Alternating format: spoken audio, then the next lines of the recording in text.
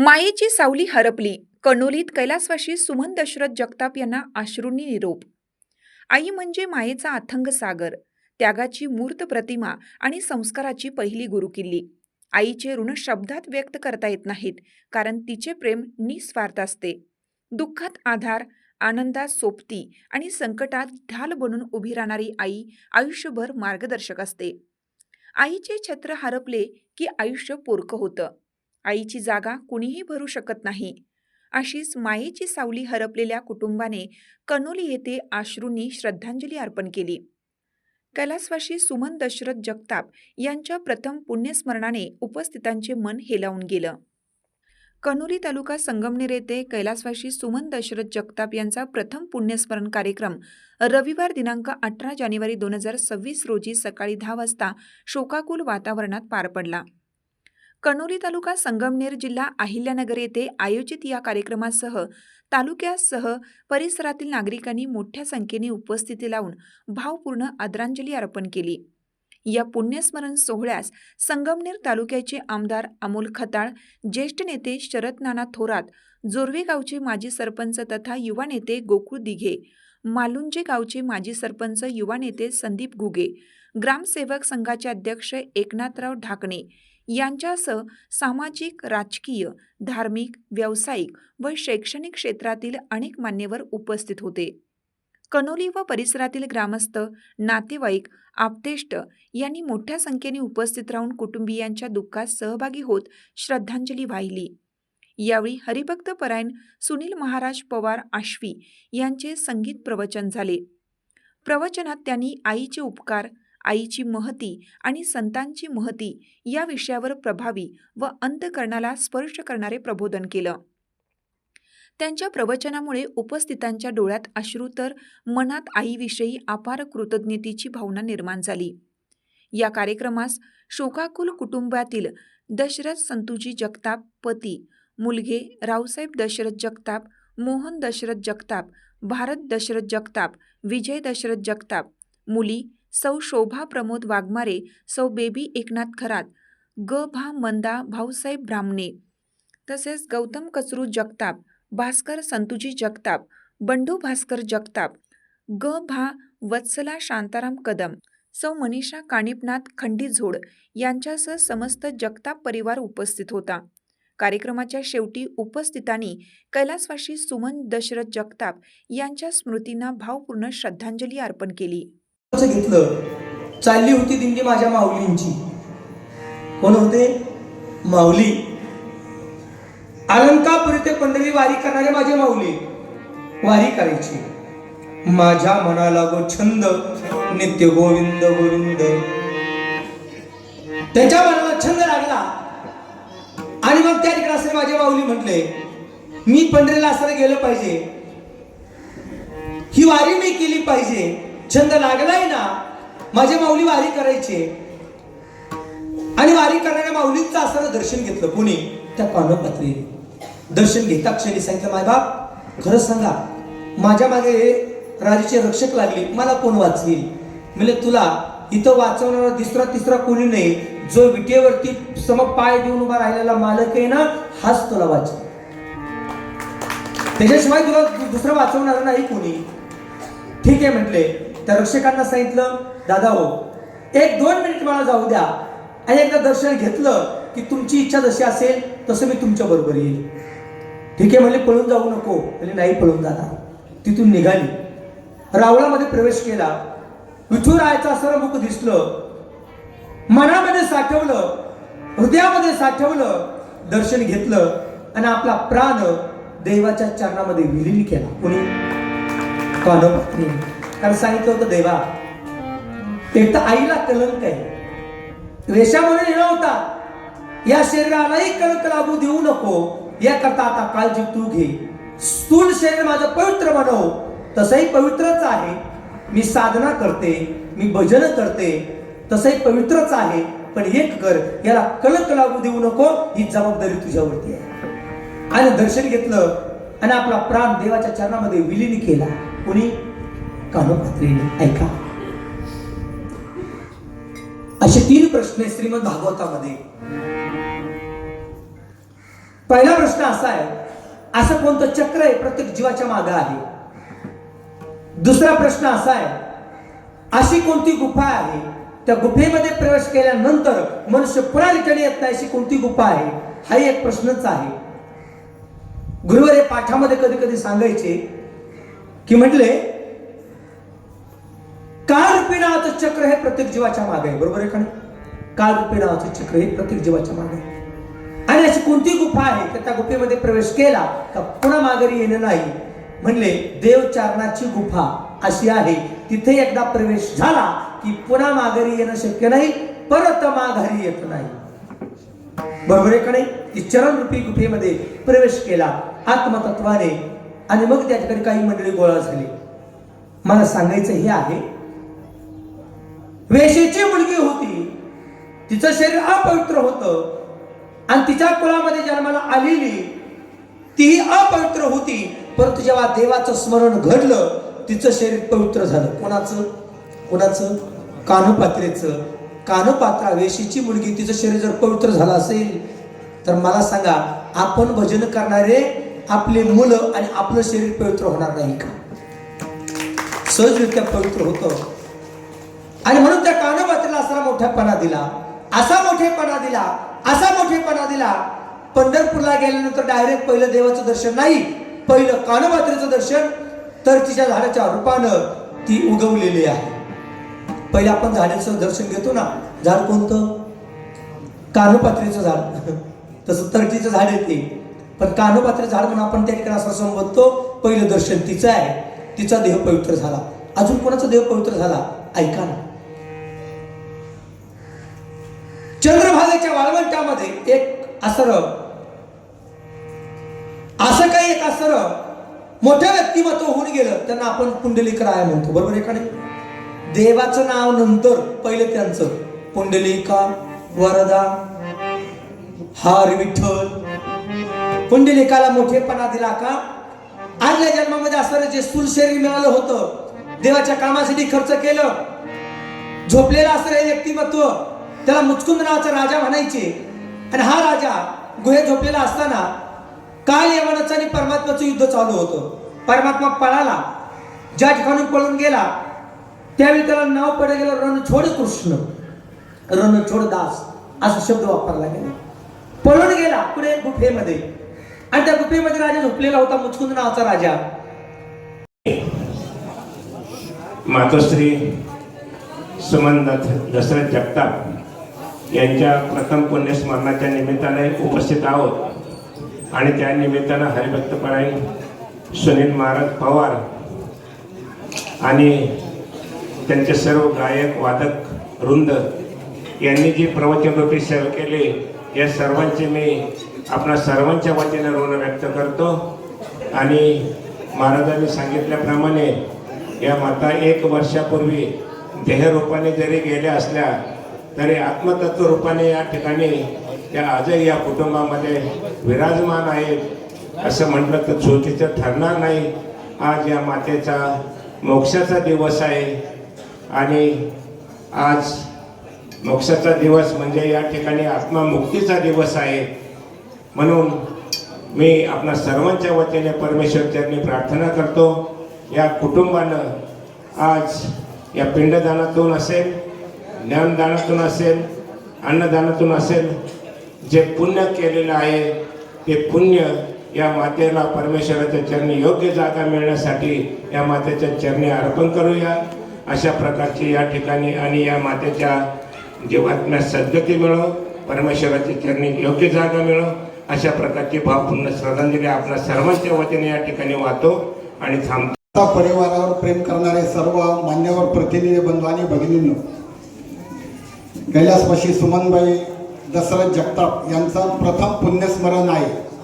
या मातेने हा परिवार संघर्षातून समृद्धीकडे वाटचाल करावा या दृष्टीने घडवला, मुलांना शिक्षण दिलं, आणि त्यामुळे आज या परिवाराला सुगीचे दिवस आलेले असं म्हटलं तर काही वावगं ठरणार नाही.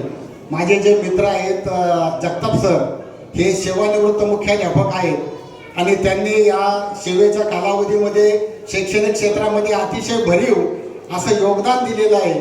त्याचबरोबर त्यांच्या सौभाग्यवती आरोग्य क्षेत्रामध्ये अतिशय आरोग्यदूत म्हणून काम केलेलं आहे.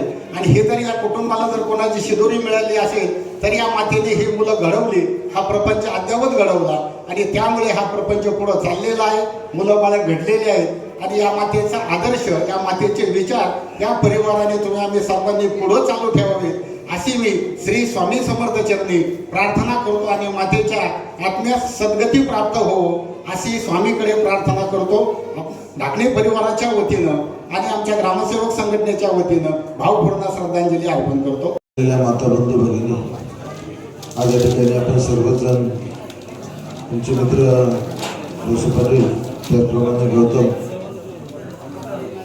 रोसू पाटील यांच्या मातोश्री, त्याचप्रमाणे गौतम यांच्या चुलती, जगताप परिवाराच्या मातृछत्र श्री दशरथ संतोषी पाटील जगताप यांच्या धर्मपत्नी यांना त्यांच्या स्मृतीला अभिवादन करण्यासाठी आपण सर्वजण आलो. खऱ्या अर्थानं सुनील महाराज पवार यांनी आज या ठिकाणी जी सेवा दिली त्याबद्दल महाराजांना आपल्या सर्वांच्या वतीनं धन्यवाद देतो. पर्वत महाराज माऊली महाराजांचं पुण्यस्मरण होतं. माऊली महाराजांचंही त्यांनी स्मरण करू दिलं, त्यांच्याही स्मृतीचं अभिवादन करतो. ब्रह्मलीन नारायणगिरी महाराज, संत श्री नारायणगिरीजी महाराज यांचंही स्मरण महाराजांनी या निमित्तानं करून दिलं. त्यांनाही आपल्या सर्वांच्याच वतीने महाराजांना भावपूर्ण महाराजांच्या स्मृतीस अभिवादन करतो आणि मातेच्या प्रती आदरभाव व्यक्त करून आपल्या सर्वांच्याच वतीनं मातेला भावपूर्ण श्रद्धांजली अर्पण करतो. सुमन दशरथ जगताप यांच्या प्रथम पुण्यस्मरणानिमित्त ज्यांची आता प्रवचनरूपी सेवा झाली असे हबप सुनील महाराज पवार, उपस्थित सर्वच बंधू आणि भगिनींनो, सगळ्यांनीच आता श्रद्धांजली दिली. सांगितलंय महाराजांनी सुद्धा प्रवचनातून सांगितलंय, आईचा महिमा, स्वामी तिन्ही जगाचा, आई विना भिकारी म्हणतात तसा आज जगताप परिवारावरती जे त्यांच्या परिवारातील सदस्य असतील त्या सगळ्यांच्यावरती संस्कार करून एक चांगल्या पद्धतीने समाजामध्ये एक वेगळी ओळख निर्माण करण्याचं काम या माऊलीच्या माध्यमातून झालंय. आमचे सहकारी गौतम भाऊ, संजय गांधीच्या माध्यमातून आमचा नेहमी संपर्क यायचा. त्यांची जगताप परिवाराची असलेली ग्रामीण भागातील सामाजिक आस्था नेहमी बघायचो. छोट्या मोठ्या कामापासून प्रत्येक गोष्टीमध्ये त्यांचा पुढाकार राहणार आणि लोकांचे प्रश्न कसे मार्गी लागतील यासाठी नेहमी त्यांचा प्रयत्न राहायचा. पण निश्चितच एक पुण्यस्मरण कशासाठी, तर आपल्या ज्यांच्या छत्रछायेमध्ये आपण लहानाचे मोठे झालो, ज्यांच्या संस्कारात आपण घडलो, त्यांच्या आठवणींना कुठंतरी उजाळा देण्याचा कार्यक्रम या निमित्ताने होत असतो. त्या निमित्ताने आपले सर्वच स्नेही मित्र परिवार नातेवाईक एकत्र येऊन त्यांच्या आठवणींना उजाळा देण्याचं चांगलं काम या निमित्ताने होत असतं. आत्ताच्या धकाधकीच्या जीवनामध्ये तसं मोठ्या शहरांमध्ये प्रमाण कमी झालंय, परंतु आज आपली ग्रामीण भागातील ही संस्कृती ही टिकून आहे. पुण्यस्मरण असेल, बाकीच्या निमित्ताने सगळे एकत्र येतात. त्यामुळे खरंच या माऊलींनी जे संस्कार केले त्या संस्कारामुळे आज हा जगताप परिवार घडलाय. जगताप परिवाराने त्यांचं नाव उज्ज्वल झालंय. त्यामुळं या माऊलीला मी आजच्या या प्रथम पुण्यस्मरणानिमित्त भावपूर्ण आदरांजली वाहतो. महाराष्ट्र राज्याचे जलसंपदा मंत्री आदरणीय नामदार राधाकृष्ण विखे पाटील साहेब यांच्या वतीने आदरांजली वाहतो. ओम शांती. सरांचं अक्षरशः कौतुक केलेलं आहे, पण कौतुका पाठीमागची थाप या आईवडिलांची आहे आणि आईवडिलांनी त्यांना घडवलं आणि त्या रावसाहेबांमुळे मी घडलोय की ज्याने मला पोटाला धरून या कणोलीमधनं लोणीला नेलं आणि लोणीमधनं माझं शिक्षण माझ्या पद्धतीनं कशा पद्धतीने आलो इथपर्यंत. म्हणजे अनेक उपकार आहे त्यांचे, अनेक पद्धतीने त्यांनी या सहकार्यामध्ये आणि एवढी गोड आईवडिलांची सेवा त्यांच्या हातातनं घडली. मी सन्मानाने गोकुळ भाऊनिगे यांना विनंती करतो की आपलं श्रद्धांजली पण मनोगत व्यक्त करायचं. कणोली गावातील जगताप परिवारातील मातोश्री कैलासवासी सुमनाजी जगताप यांच्या प्रथम पुण्यस्मरणानिमित्त आज या ठिकाणी हरिभक्त पारायण सुनील महाराजजी पवार यांचं संगीत भजन हा दोन्ही कार्यक्रम या ठिकाणी अतिशय सुंदर आणि आईंच्या कार्यक्रमाला या पुण्यस्मरणाला शोभेल असा कार्यक्रम या ठिकाणी आपण केला, त्याबद्दल मी प्रथमतः आपले आभार मानतो.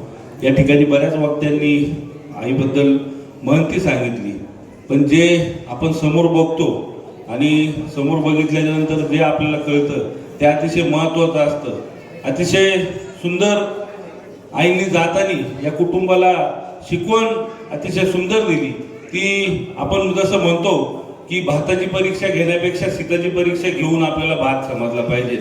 या ठिकाणी त्यांची जी कुटुंबानी या ठिकाणी शाळेला असेल मदत केली, दान देऊन या ठिकाणी, आणि हा सुंदर कार्यक्रम मातोश्रींचा या ठिकाणी घडून आणला.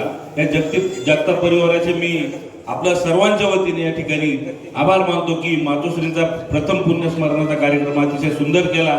या मातोश्रींना निश्चित रूपाने ईश्वरचरणी चांगली जागा मिळेलच, पण मी आलेल्या सर्व नातेवाईकांच्या वतीने, ग्रामस्थांच्या वतीने व व्यक्तिशः माझ्या कुटुंबियाच्या वतीने, मालुंजे ग्रामस्थांच्या वतीने त्यांना भावपूर्ण श्रद्धांजली या ठिकाणी अर्पण करतो.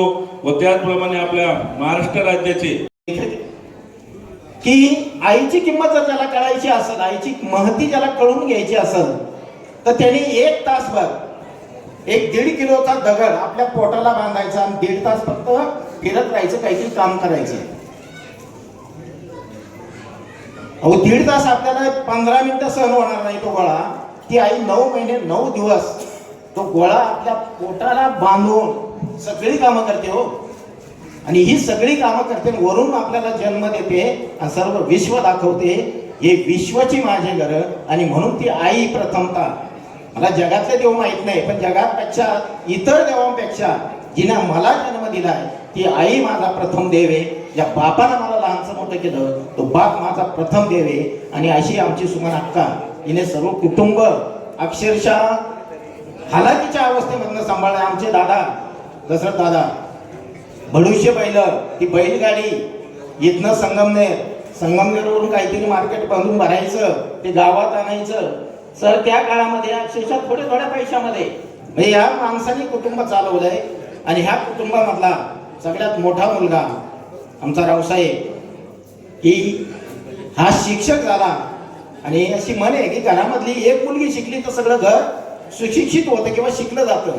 पण आमचा रावसाहेब शिकला, त्याने अख्खं कुटुंबाचं शिकवलंय आणि अख्ख्या कुटुंबाला आपल्या मेहनतीवरती उभं करण्याचा प्रयत्न त्याने केलेला आहे.